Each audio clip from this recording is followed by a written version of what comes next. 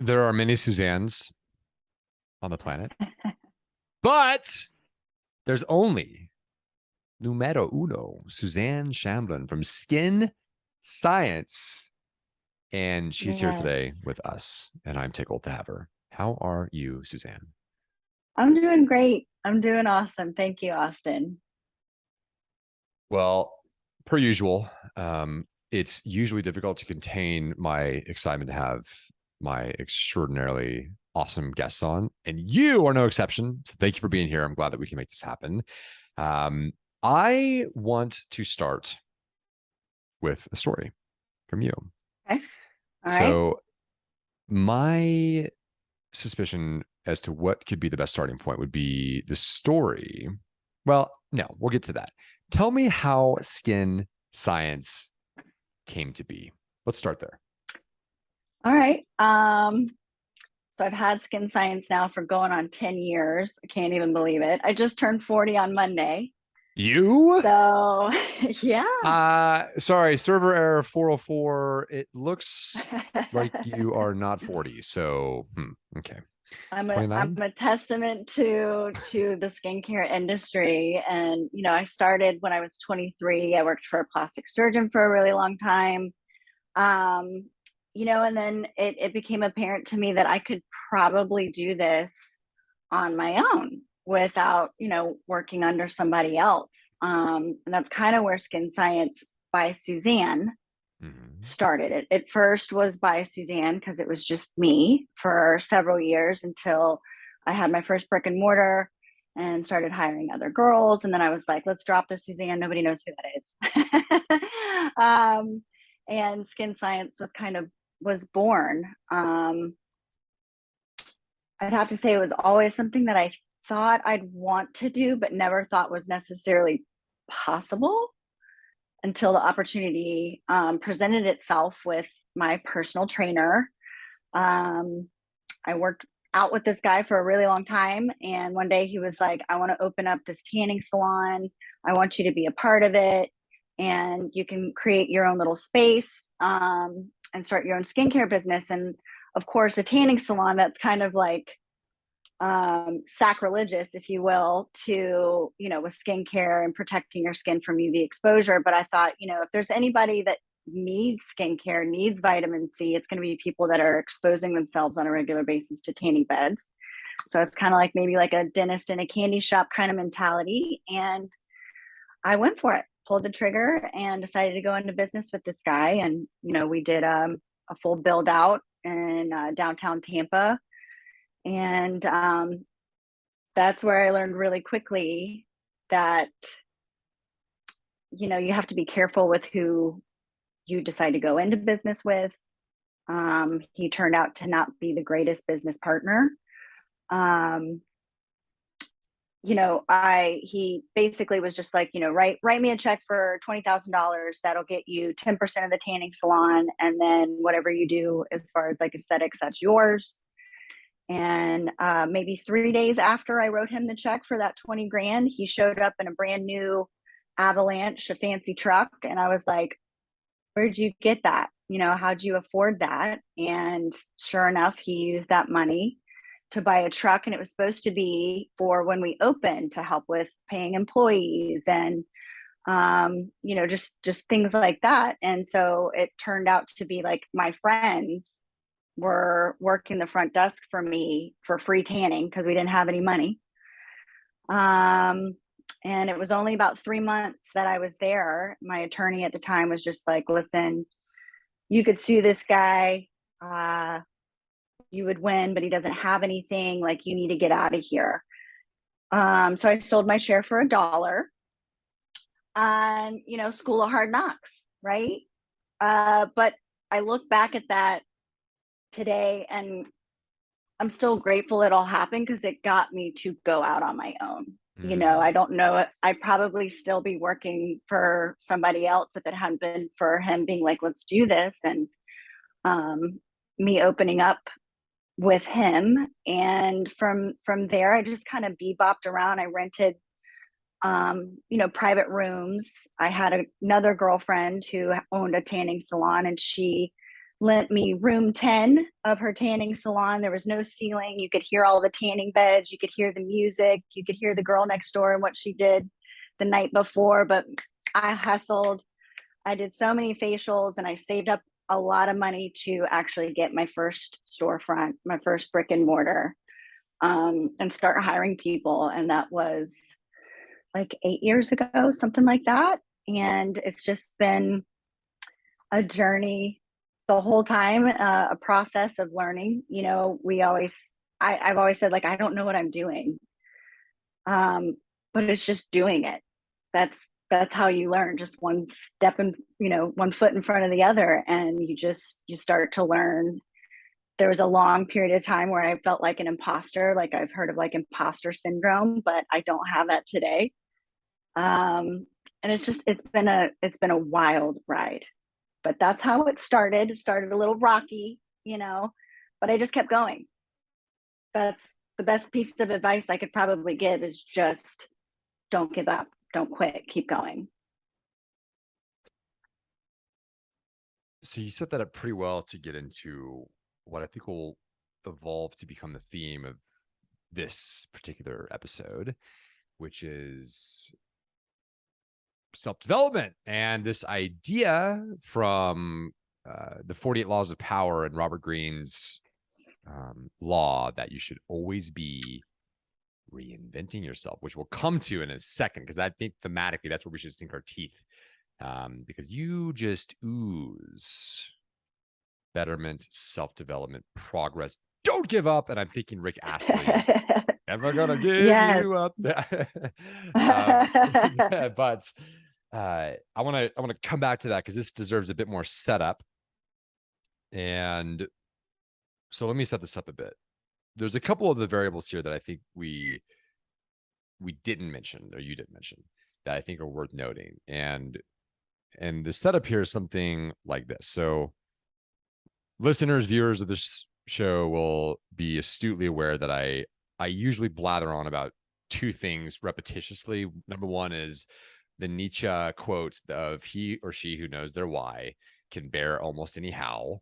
So why are you doing what you're doing? As we just heard from Wendy from Texas Cryoworks, when her husband literally died in the front office of their cryotherapy center of a heart issue. Wow. And was resurrected. I guess he was resurrected technically by CPR, but he died and he came back to life. Literally, it's an insane story. Check it out. It's episode 79. Yeah. When that happened, it was a clarifying moment to where he was almost forced by circumstance, you could say, to re-examine his purpose, his meaning. Why is he doing what he's doing? And it was clarifying. And that's one thing that I'm constantly harping on and imploring the audience to consider is, why are you in the business that you're in? What are you trying to do? Are you trying to do X, Y, or Z? Figure that out. Second thing is, and this is where it pertains to you, is this concept of the hero's journey. So what is that? Well, the hero's journey is this concept that's found all throughout narratives and stories and great film and what have you, which is something like this. Picture a clock, and there's a circle around the clock. At the very top, 12 o'clock, you have the call to adventure. You hear a knock on the door. Now, the knock on the door is a metaphor for this knock, this impulse in your head. You are in the plastics office thinking, I could do this. Why am I not doing this? Okay. And then you have your first, at 3 o'clock, you have your first struggle or set of struggles. And then bam, you go to hell, the abyss, the depths of despair and dread and misery and all that. And then you start to see the light at 9 o'clock, and then you come full circle back to, let's say, the state of bliss, heaven, whatever. But every entrepreneur, there's this theme where they go through the same process, pattern-wise, not the story. They're always different. But there's a couple pieces here that I think are really intriguing about your story. So number one, this all began, if I'm not mistaken, the knock, let's say the initial knock, 9 years ago, 10 years ago, roughly speaking. And you knew, in fact, no, your knocking began even earlier than that. You mentioned before we got on, is it correct to say on the air when it's not live? Let's just say it anyway. Before we got on the air, you said that your grandma was a source of inspiration for you And Yeah. since you were a little girl, you knew that this is what you wanted to do. Mm-hmm. Then at 17, you realize, wow, my acne is problematic. Then you Mm-hmm. drifted into acne as a specialty as a, let's say, a swim lane of interest. But then there was a crux moment that we didn't speak to. And there's a reason this is important. I'll get to in a second. Your mom told you something Mm-hmm. that compelled you to get into skincare. What was that? Well, I was studying to be a marine biologist. I've always loved dolphins and marine life. I'm an avid fisherman. Um, and I was studying for a test, or I was writing a paper, and I was at the kitchen table with them, and my mom was just like, "What are you doing?" And I was like, "I'm studying. What does it look like I'm doing?" And she's just like, "No, like you're really good at skincare. Like you're really good with people and connecting with people. Like I think you need to stick with skincare. I think you're great at what you do, and there's like something here for you." And I was like, "Are you trying to tell me to drop out of college?" And she was like, "Yeah, you don't need a piece of paper to say that you're smart. We know that you're smart. Um, Keep going with skincare. That's your calling, Suzanne." I was like, "Okay," and I sold my books the next day. So I'm glad I listened to my mom. Mothers know best, because here I am still doing it and loving it every single day. Here's why I mentioned this. How many people do you think go their whole damn life and they don't open the door that has the knock on the other side? Yeah, most people, whether it's out of fear or, not knowing what you're doing or thinking that it's what you're supposed to be doing because, you go to college, you get the degree, you get married, you have kids. And I've always just kind of lived outside of all of that. I definitely go to the beat of my own drum. Um, so yeah, I think most people go just right into college, get a degree, and then hopefully use that degree. Who knows? So, finding something that you truly love or speaks to you, and going for it is what I think more people should do. And I think more people would be pleasantly surprised at how it all unfolds and works out. Definitely. So I have good news and bad news for the audience as it pertains to the hero's journey and Suzanne's journey more specifically. Suzanne is in a wonderful place, and we'll get into that in a minute. And by the way, well, actually, let me finish my first sentence. She's in a fantastic place. I'm sure she's extremely happy with the quality of your life. Is that a fair statement? Yes. Yes. I'm enjoying the fruits of my labor. Absolutely. Labor being the key word there. And the point being that Yeah. to get to where you are today, you went through literal hell. The Absolutely. $20,000 check that went to the toilet or into That was the, just a foreshadowing of some of the yeah, challenges and hurdles that you go through as a business owner.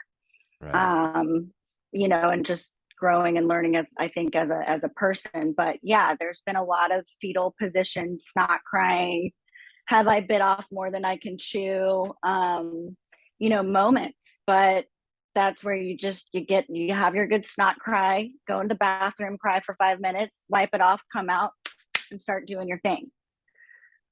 Yes, exactly. And so that is where I want to spend our time today is this theme of, okay, we know that you do not get to opt out of struggle in life. In fact, can you imagine life without friction or struggle or No, gravity? Literally, the world would, well, I don't know if it explode. Maybe it would explode if there was no gravity providing the order and the stabilization of vehicles on the road, tires sure. and the friction, keeping them on streets, et cetera, not sliding off like it's on ice and blah, blah. Anyway, we need friction and struggle and all the rest of it. So that said, we do not Absolutely. get to opt out of struggle. The No. question then is, how do we navigate that? And this Hmm. is where we segue into the exciting realm of self-development, which I think you have a knack for. Yes. Yes, Where do we start? Talk absolutely. to me. Where do we start with this whole endeavor? I had a girlfriend who was just really into self-development. I'm looking at, throwing in the towel. I'm listening to the negative and just overwhelmed. And she's like, you need to start reading this book and read this book. And meanwhile, her business is thriving. And she got me trapped in a car. We were in Iceland, traveling around Iceland. It was beautiful. And she put on this audiobook I'll never forget, The Code of the Extraordinary Mind by Vishen Lakhiani. He owns a development kind of platform called Mind Valley. But I listened to this book and I was just like, oh, just all these things, ideas, and my heart opened and I stopped being so scared. And we got back from Iceland. And that's when I decided I needed to change my profit margins. I didn't know how to do that exactly until I listened to this book and it inspired me. I needed to create my own skincare line because in the spa industry, the margins and products is not the greatest. And where I could fix that was with my own product line. So I got back, I developed one. It took me a couple of years, some trial and error, some challenges, things like that. But now we have our own skincare line proprietary to Skin Science, which has just been great. Our clients love it. My estheticians love it. And it also gave me that sort of confidence that I can do more. There's so much more that you can do. Just because you don't know how to do something doesn't mean you shouldn't do it. It's just you got to have the guts to do it. And throwing myself into self-development, reading things like Know Your Why by Simon Sinek, that's one of my favorites. I'm always reading, I'm always learning, I'm always growing, whether it's spiritually or something to do within the beauty industry. I think that's key because it was either develop, grow, and have the tools and the skills to take on what I wanted to create, which was actually something that I could have a beautiful life from. Have a place where the people that work for me enjoy and they thrive. If they're not winning, I'm not winning. And really knuckle down and learn how to manage people to all the things that you need to be able to do as a business owner, the different hats. And it's in that self-development world. It was either that, quit, or start drinking heavily, and I wanted to not give up. So it's in that self-development world that is just so important. And, I've done things like Tony Robbins' Unleash the Power Tour. I'm a fire walker. I've done things like Landmark, and I've always had a coach. I have a coach now. My coaches kind of change because I grow and need something else, but I always have somebody that is helping mentor me that I can go to with, whatever I might be struggling with at the time and overcome. So a lot of the challenges that you have as a business owner and just the human condition. Yeah. What, what would you say is as we think about self-development, it's so tricky because there's so many facets. I'm thinking body, mind, spirit. Those are the three, perhaps, I don't know, legs, arms, pillars of self-development. Mm-hmm. What is the inception point to all this? Is it beginning stewardship of our thinking? Is it because certainly obviously there's a physical component, meaning if you're sedentary and you're not working out, you're gonna feel like trash. But to me, it seems like this is where it all begins, and I'm pointing to my head for the listeners, not the viewers today. Is that a fair assessment? Yeah, If so, talk to me about that. absolutely. It's definitely in your thinking. And I've realized and I've learned that, you can't solve a problem necessarily from the same space that it's, from your own brain. You've got to reach out. So, it's very important what you're feeding your brain. Like I got rid of cable. I stopped watching TV. My rituals are really important. Taking care of myself is really important. That's number one. I know I need 8 hours of sleep to be on all day. So I sleep, I eat well, I meditate, I do yoga. I do things to take care of myself, nourish myself, because I'm constantly pouring into other people. whether it's my staff or my clients or whatever it is. So I need to be filling up my own cup so I have something to actually give. And that's really, really huge. And it should matter, and it matters to me how I treat people, how I show up. It wouldn't be fair if I was not taking care of myself or, going out all the time. There's a lot of sacrifices, that you make to reach any kind of goal. And it's in your mind, it's in your heart, it's in your health. Health is wealth.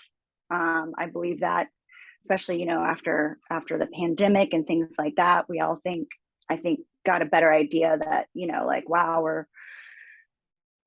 we got to take care of ourselves, right? So all of that is just huge. So if I'm not working, I'm taking care of myself, whether that be, learning, reading, or working out, or getting enough sleep, and the things that fill my spirit.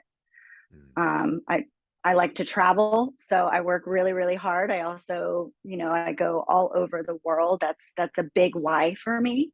Why I work so hard is so I can go and explore the world and do fun things. And that fills me up, So just finding those things that, you enjoy outside of the business, the work you do, to, keep grinding, keep working hard and showing up in a way that's going to help you to be successful. You mentioned that you used to feel imposter syndrome, but you've done away with it. And I would bet you money, I would bet you every penny I will ever make, that there's someone in the audience today thinking, oh, I'd like a little bit of that. So show us the way. I think it takes time. It takes showing up every day and following through with whatever's in front of you. I can't say that I can pinpoint a time where I got rid of the imposter syndrome per se, but I just know that I had it because, I'm a high school dropout. I stopped comparing myself to other people and businesses and just focused on myself. And as I grew the business, started to really not only develop myself, but the people that work for me, we started doing what I call learning days, where we shut down the salon and we just get together and kind of do our own self-development work. And I started seeing how, like, we really started to become a team. And I started getting, like, the respect that I was wanting from them, because with imposter syndrome, and I'm managing people, I'm like, they're not listening to me, they don't care, all these things start going through your head, but as I started doing things with them as a group and us learning and growing together, it just, I really started to get that team feeling, and we work together. I've had some of my estheticians now for like over 5 years.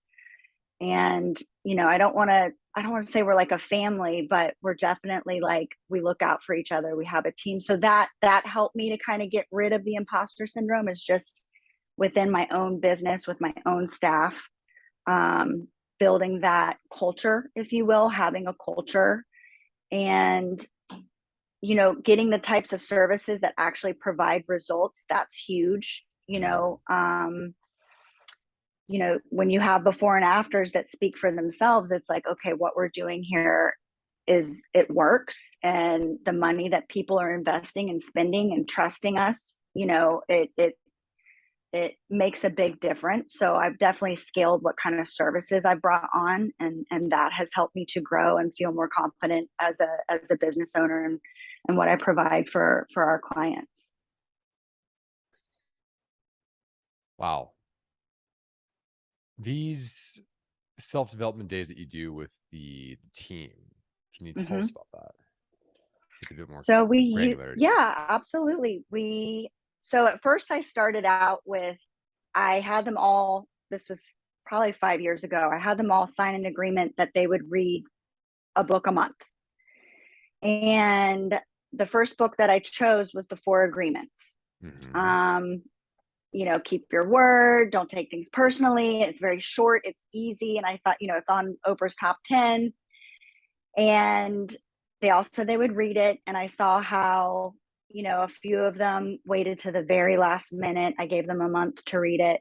One girl didn't read it. And the agreement was, if you don't read this, you don't work here anymore. I really wanted to have a team and a culture that was going to come with me, that was going to grow with me. And so it was just really important that the people that are, in skin science are on board with that. And, another one of the girls, she didn't really like some of the content of the book. And that's when she kind of felt like I was forcing kind of information that she might not necessarily want or need. And I took that to heart, and I was like, okay, well, how about we pick the book together, or I give some choices for you guys, and you can see which one you guys would want to read that month, instead of me just being like, you will read this book, and love it. So as I was kind of looking for the next month for some books for them to pick themselves, which one they would want to read, I remembered the book that I read that changed a lot of how I looked at development, The Code of the Extraordinary Mind by Vishen Lakhiani. And he has a Mind Valley platform where it's basically hour-long courses with different authors and the books that they've written. And they just kind of like being undistractable, selling with passion, unrelenting vision.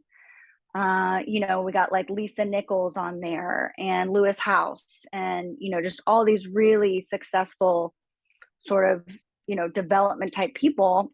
And I was like, oh, this is what I needed. So I got a subscription for that. We shut down, we pick a course to watch together, and then we talked about it afterwards. And it's just the ideas that you get, and the inspiration and things like that. So Mind Valley has been huge for us, and everybody likes that a lot better than my book idea.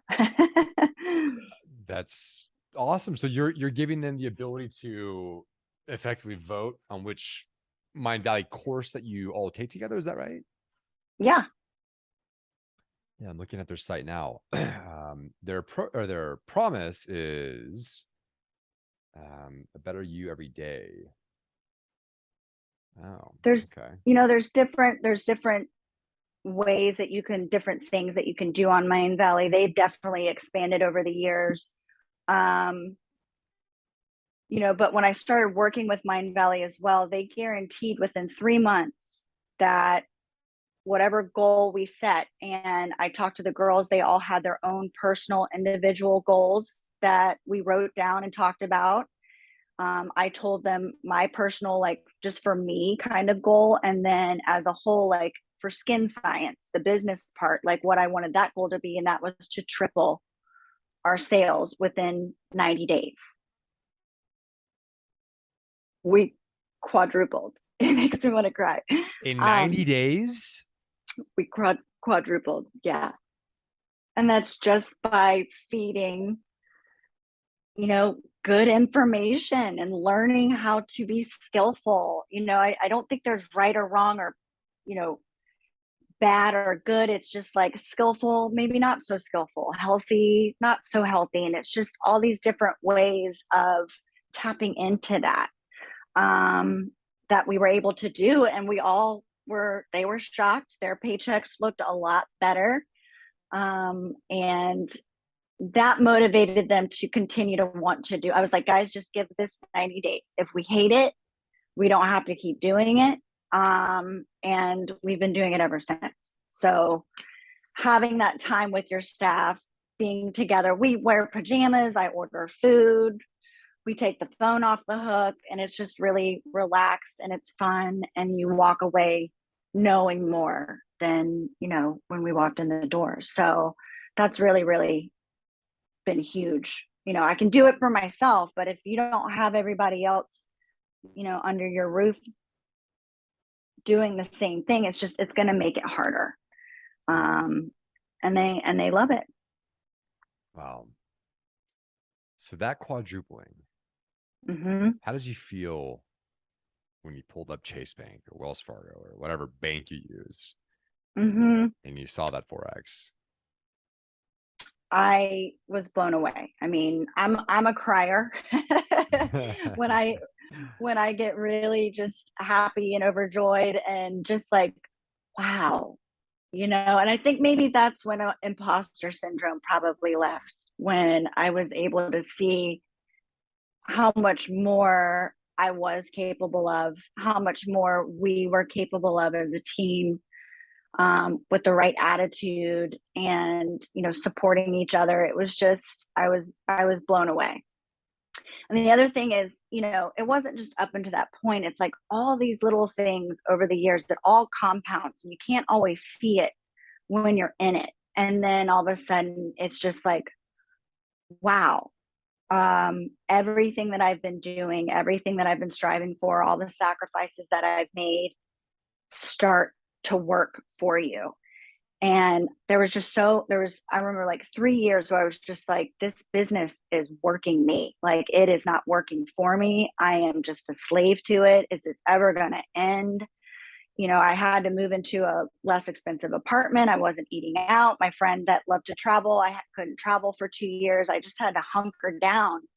And then eventually, with implementing, where I upgraded my own systems of living and upgraded my team systems of living. Are you still there? Mm-hmm. Yep. I think we're good. You're frozen, but that's okay. Are you still there? Yep. Okay, Yep. there you are. Sorry. Um, it started working for me. My business started working for me. And I'm just so it's one of those things that it just started happening. All the hard work, all of it just started to turn around.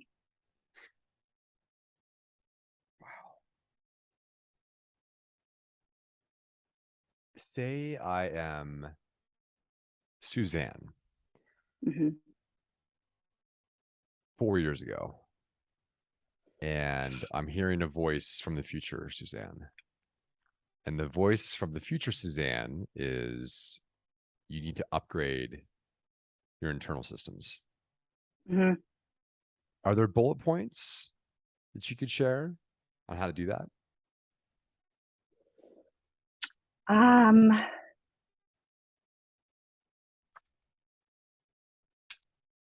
I would have to say,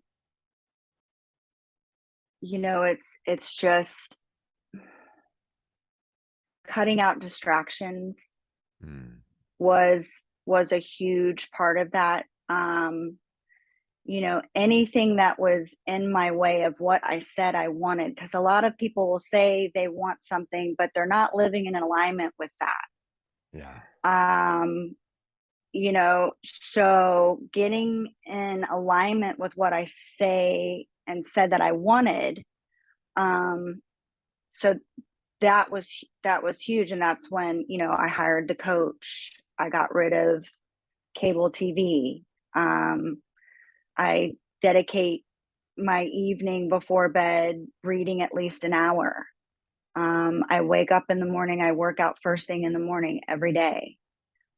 Just about, just little things like that begin to upgrade your thought processes and things like that. So that's really, I can't say enough about self development, about reading. It's just seems for me and for my business what has really helped me to get to where I am today. Just reading, sleeping, working out, being open minded to new ideas, whether it's from something that I'm reading or my staff, just really staying open minded as well. Hmm. When you say getting in alignment, there's two things that jump to mind. The Hmm. first is something that you alluded to earlier that we didn't pay any mind to, but um, I have the nose and the ear of a hound. So I heard it and I captured it and I've got to hear it. And what was that? Well, you said, it's beautiful, by the way. You said, oh, I can't remember the context. The two words that stood out were, I decided. Mhm. Yeah. Okay, so how does this relate to getting in alignment? Well, presumably the getting in alignment piece is something like this. You have an external world, which is the world of action and behavior, utterances and Mhm. what have you. And you have your internal world, the thoughts, maybe that percolate up from your subconscious mind or your unconscious mind. If you want to cite Carl Jung, there's a quote he has, which is something like, I'm going to butcher this. It's something like, until you pay mind to your unconscious mind. In fact, I'm going to pull up my phone here because I have it right here at my fingertips. Thank you, technology. Here, the quote. Here it is. Okay. Until you make the unconscious conscious, it will direct your life and you will call it fate. I'll say it again. Until you make the unconscious conscious, it will direct your life and you will call it fate. So I'll Yeah. come back to that in a second. But the internal world, for many, is not in alignment with the external world of behaviors and actions and utterances and things said, because a lot of what is said are things that make us weak. I'm an idiot. I'm not worthy. I can't make 10,000 a month. I can't this. I'm never going to be good enough. I'm ugly. I'm fat. Right. I'm this. I'm that. Right. Saying things Yeah. like, and so when you said, I decided, that is an insanely powerful utterance. And I'm guessing what you decided were two things. I don't know why I'm doing 10 fingers here. Two things. Math is hard. Okay. I'm a philosophy major, not a math major. The two things that you decided on, whether you maybe know it or not, and you probably do know it, is you probably got your internal world into alignment with your external world by way of being meticulous with the excavating of your unconscious thoughts, maybe your subconscious thoughts. So, for example, this is a part of meditation, which is obviously more noticing the thoughts that you have. But I would be willing to bet, let me make this not a statement, but a question. Did you have some part of your alignment process where you decided these are the things that I am, and these are the things that I'm going to think and say that are then going to feed the engine of my behavior and actions and utterances? Was there some intentionality there with the decision making process that you went through where you decided this is my declarations? Mhm. I, Suzanne, am a world-renowned skin care expert that's going to create a product line that blah, blah, blah, and this, that, and the other. And I do this, that, and this. Is there something there? Yeah, I got really, really clear Okay. on who I am, who I want to be, Mm. um, my values. I have a list of my values and I operate and I make a lot of my choices from the principles and values that I got, like I said, really clear on. And as a business, we came up as a group with, Skin Science's values. So if I'm ever not here, whatever the case may be, like they can make choices based off of what our beliefs are. So really you have to change a lot of your beliefs because we have conditioning, right? Childhood traumas or, you Yeah. know, mom and dad were not the best or whatever the case may be, so you really have to overcome a lot of that and start installing, if you will, a new belief system. Um, and I became very committed to that. I mean, I have books and books of lists of like I am statements and, goals and just all of that. And it seems, at first kind of cheesy or corny to do, but it really makes a huge shift in the way that you think and the way that you view the world. So that was a turning point for me for sure. I bet you if I pull up my computer's software update, that there's a software that I have or an update that I need. Actually, I don't, but usually there's an update that I need. So here's a question for the listeners and viewers. We update the software on our phones our iPads, our computers, but how often are we updating the software of our mind, our thoughts? Never, probably. So I think we should do this. I think we should spend the rest of today's show, because this to me is the inception point of the river that feeds the ocean of being, and people's quality of life, the profitability, the destruction of their limiting beliefs, all the things that hold them back from propagating beauty in the manner of which we all aspire to do, so that you can maximally affect the other girls like Suzanne. Let's see, you're 29, so 17 years, so 12 years ago when you were 17, okay, that are struggling with acne, you could have maximal impact on those types of people to spare them from having to walk through the hell that you did with your own skin torture, let's say. And so to do that requires the destruction of your limiting beliefs and the rest of it. And this is all downstream of your thinking. So what I think we should do in near closing of the show today is spend the balance of our time exploring how to do that. I have some ideas on how people can go about upgrading their internal systems or their software of their mind, but I'd love to hear how you think about that before I share my ideas. Sure. I mean, I read the book Unfuck Yourself. I remember I was on a plane to Peru, and he was basically just like, it doesn't matter how much it costs, get the coach. Get somebody to help you to overcome. You can't do it on your own. You have to ask for help. That's been huge. So having a coach and exploring, just there's so many ways to go about upgrading your systems, opening up your world, realizing what you are capable of, and it's just like picking one thing and just doing it and committing to it. That's what I continue to do. And then when I get done with one thing, I move on to something else. And a lot of times these things just get kind of, once you go into this world, things just keep opening up for you as far as that space goes. Beautiful. If it's okay with you, I will share some thoughts on this as well. Please, absolutely. Okay. I'm working with an individual who is, you could say he is a coach of being, which sounds like a very bizarre thing to be a coach for. What I've learned from him is so unfathomably powerful that to say it will immediately induce disbelief, skepticism, and people thinking, Austin, you're smoking some sort of pipe with something in it, whatever it is. I don't know if I want it, but I think I might. Here's what it is. Back to the Jung quote of, or whatever the heck it was, about the unconscious mind dictating. Here it is again. Until you make the unconscious conscious, it will direct your life and you will call it fate. Okay. You're probably thinking in the audience, hey, I'm a spa owner. I don't care about this. How do I make money?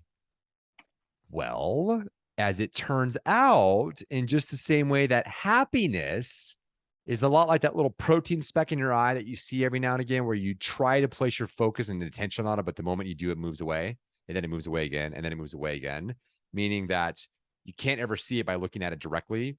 Happiness, you can't ever attain it if you pursue it directly. Success, you can't ever attain it if you pursue it directly. It's fumes, it's exhaust, it's a byproduct of action. Always. Feelings are always downstream of action.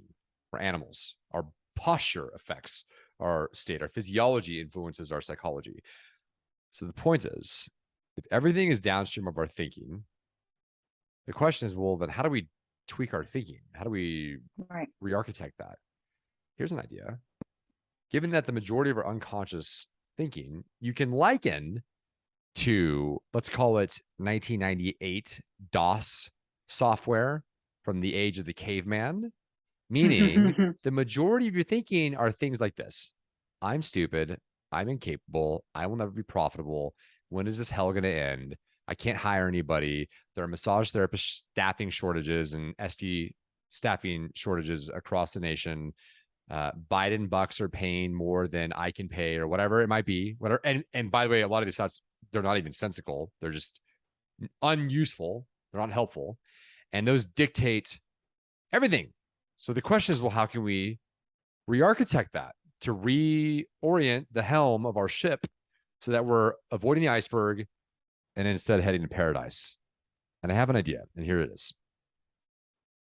Given that we default for whatever damn reason to a negativity bias, and there's research on this, and you can see evidence of this in reviews, like turn to Yelp and you'll get a nice healthy dose of the negativity bias in reviews. But if you take your thinking and you start to notice it, and you might just capture your thinking throughout the day. I'm hungry, I'm fat, whatever it might be. The next step is to think about, let's use the example of the imposter syndrome thing and how you might actually defeat that. How about that? That's a good practical example. So you might have the thought, I am an imposter. Okay, well, let's think about that objectively. Are you actually an imposter? Probably not. So what if instead of uttering things or paying mind to things from the bowels of our subconscious and unconscious mind that do not serve us well, like I am an imposter, and instead we first capture that thought, maybe get it on paper so we can excrete it, so to speak, and then go through this process and create this project in which we reframe that. And the reframe, you might say, is the fuel that becomes a declaration eventually. But the reframing of I'm an imposter might be, I am a strong, capable, competent, confident creator that's going to create the most beautiful spa experience in insert your city or whatever that might be. And then that becomes the thing that you utter. And that then serves subconscious mind to then re-architect your thoughts. And what's been fascinating is that as I've been doing this in a number of different domains where I've had these unuseful thoughts, they don't even exist anymore. It's insane. Right. Because we're plastic, our brains are, there's this phenomenon called neuroplasticity, and we're malleable. So we are both the clay and the potter. And if you can re-architect your thinking by capturing your unuseful thoughts, reframing them into a positive light, that's declaring that I am not that, I am capable, I am competent, I am confident, whatever it might be, you'll be baffled with what can happen on the other side of that. Excuse me. So listeners, viewers, I would challenge you to do that. But Suzanne, and if you don't, if for some reason you say that and you still don't believe it, it's okay. Just act as if, just keep acting as if. And another thing that I realized, especially just in the spa world, in the industry, what we do and what we know is not common sense. I think, putting sunscreen on several times a day, washing your face, double cleanse, just these little things, but actually sharing that information and really sharing what you do on a daily basis to people, the average person who doesn't know about skincare, who doesn't know about whatever services you're doing, and really sharing. Like, we use Instagram and Facebook. I'm always posting stories and sharing, just the tips and trick that I think is common knowledge, but is actually, it's not. And then that kind of also helps to boost my confidence in what it is that I do, my craft, and get rid of that sort of imposter syndrome as well. So that's been another thing that I like to do, just really sharing openly with people everything that it is that, we do here, that we're good at, and what we might think is not common, what we think is common sense, just really helping people. I love helping people. Yeah. Well, I think in closing, this is a pretty good spot to hang the hat. And I want to turn it over to you for one last, hey, here's my message to share with the world. But sure. Kurt Vonnegut has a very beautiful quote here that I think the listeners, if they pay mind to, will both haunt them and liberate them. So meaning it will, actually, here's a better way to say it. It will produce immense, this is maybe too bold of a claim. It'll produce immense happiness, or it'll haunt you into oblivion. Here it is. So Kurt Vonnegut, from the book, I think Mother Night. Is that his book? Anyway, whatever. Kurt Vonnegut. We are, quote, we are what we pretend to be. Okay. So we must be careful about what we pretend to be. Agreed. 1000%. Yeah. Yeah. So stop saying things that make you weak, audience. You are strong, capable. You're heroes, all of you, in fact. And you are too, Suzanne. You are too. Wow. Well, is there any message you want to leave the world with? I think you kind of just said it. You're definitely stronger than you think you are, and you learn that by just taking action and keep moving forward, even when it feels like nothing's moving forward. It is, and if you feel stuck, reach out, get help, take care of yourself, take care of your mind, take care of your body and your spirit, and everything else. Have goals and strive for those. Something I also struggled with was like perfectionism. I'm getting rid of that. Yeah. I'm allowed to fail because that's how I learn.